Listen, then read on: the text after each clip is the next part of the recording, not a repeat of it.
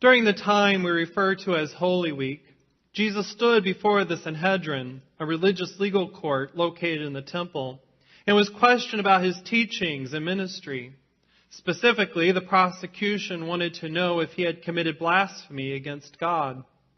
Multiple eyewitnesses testified they heard Jesus claim he was God's equal. But as Mark's gospel says, these eyewitnesses bore false witness against him, and their testimony did not agree. Nonetheless, Jesus was found guilty and sentenced to die. As people living on this side of Easter who recognize that an innocent man was convicted, one would hope our modern court system would have enough checks and balances built in to avoid repeating something so heinous as convicting an innocent person, especially in a capital murder case. One should expect that sworn officials and safety officers would be ethical, even when they are under pressure to keep their jobs.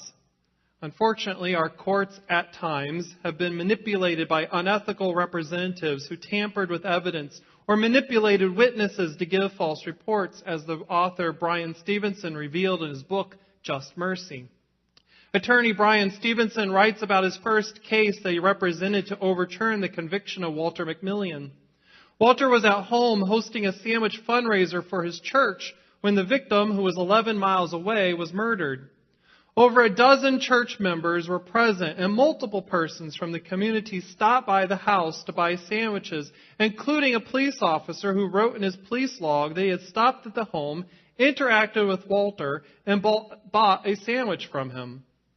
When the police log was turned over to Sheriff Tate and his investigation team, the log mysteriously ended up missing, and the statement given by the police officer was never reported to the prosecutor's office. Sheriff Tate later explained that he was under intense pressure to find someone responsible for the murder, and he didn't care who he would pin it on, as long as he kept his job. Plus, he claimed, he had an eyewitness who placed Walter at the scene of the crime. Although a few days before the capital murder charges against Walter were made public, the prosecution's eyewitness began to have second thoughts, realizing he had seen Walter the day before the murder, not the day of the murder. He told police and investigators that he was wrong. However, Sheriff Tate and his investigators did not tell the prosecution about this. Instead, they pressured the eyewitness to produce additional incriminating information, threatening that they would pin the murder on him if he didn't cooperate. Based on the testimony of the eyewitness, Walter was found guilty and sentenced to die. 6 years later, while waiting on death row, Brian Stevenson agreed to represent Walter at a new hearing where evidence was presented that revealed the eyewitness had lied. When this information was presented to the court, Walter was finally freed from prison. Walter isn't the only one who's been wrongly imprisoned based on eyewitness testimony.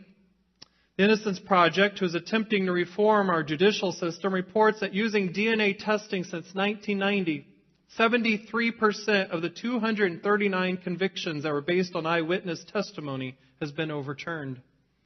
With this information in mind, perhaps Thomas's reservations about believing the eyewitness reports that Jesus was alive seem completely understandable.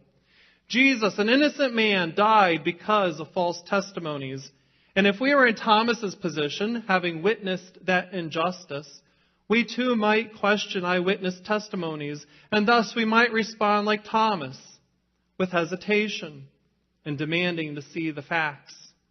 In addition, even if eyewitness testimonies alone weren't problematic for Thomas, his companions didn't quite help the situation because they delivered unbelievable news that Jesus was alive.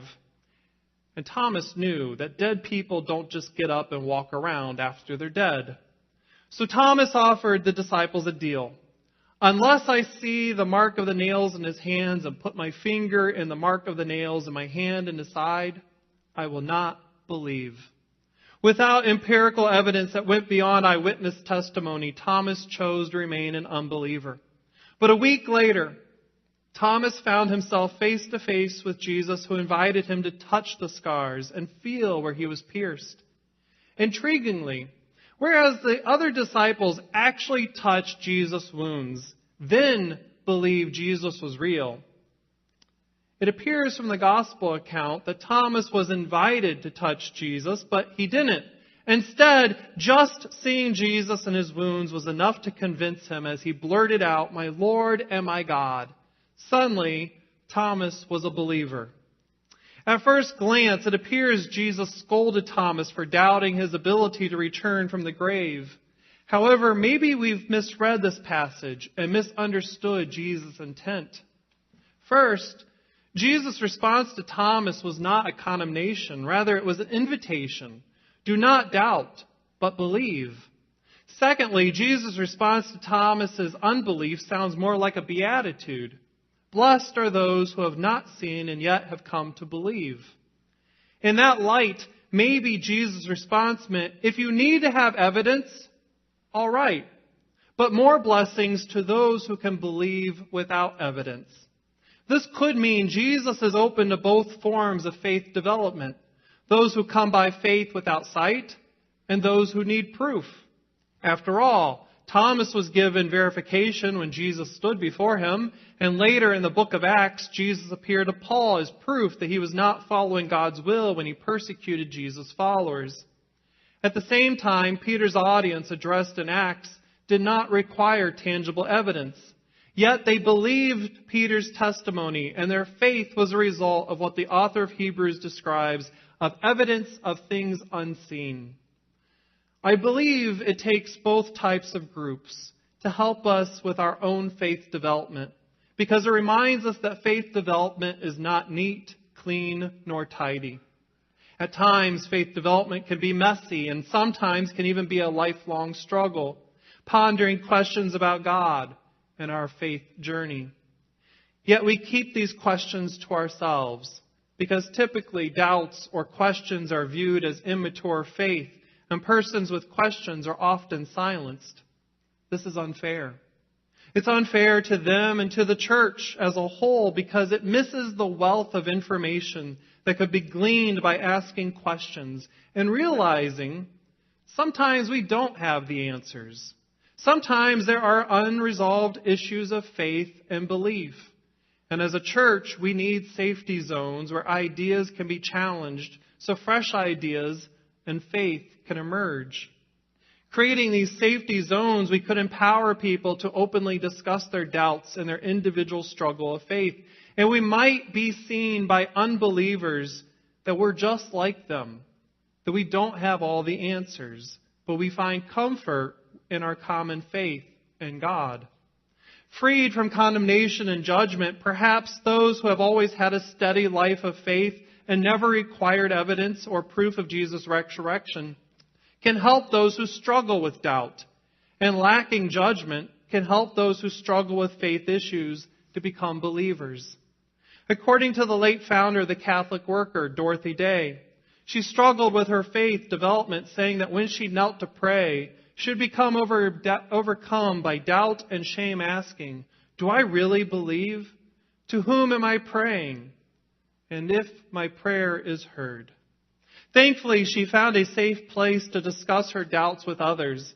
And though it took a long time, eventually she discovered faith which allowed her to help others who struggled like herself.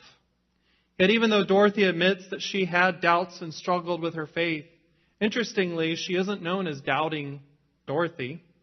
Instead, she's known as a godly servant who revealed God to the poor and the hungry and to those who struggle with faith issues as well.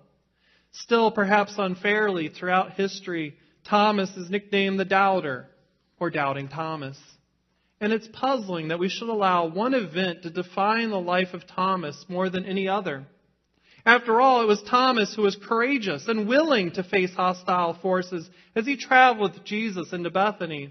And according to tradition, it was Thomas who took the gospel into India. Perhaps it's time to forgive Thomas and reset his image. Perhaps referring to him as Thomas the Courageous, who was honest to admit that he didn't believe the eyewitnesses, and he was bold when he responded honestly that he didn't have the answers. Pondering if we would be willing to be graceful with Thomas, as Easter people who follow Jesus, we are challenged to decide if we want to be God's scorekeepers of wrongs done or grace givers of God's forgiveness. See, we can keep track of wrongs, or we can follow Paul's instructions and offer compassion and love to each other as he writes in his letter, "Love keeps no record of wrong." Writer Richard Savage says that it's impossible to love somebody and think well of them while at the same time hold the bad things they did in the past against them like a register of unpaid debts. Jesus taught multiple times that God calls on us to love and forgive each other and be patient with each other, allowing a safe zone for faith expression and questions to be raised. As God's people, we are encouraged to create safety zones in church. And this safety zone allows for doubts to be expressed and questions to be asked without needing to fear condemnation or judgment. Instead, we offer protection and perhaps even healing. In Just Mercy, Brian uses the example of the woman who was brought before Jesus and accused of adultery. Jesus told the people who wanted to stone her that the one without sin be the first to cast the first stone. The woman's accusers retreated, and Jesus knelt beside her, lifted her chin, and said, "No one is here to blame you or hurt you. You are forgiven." Jesus' example of caring for the woman provides an example for us to imitate.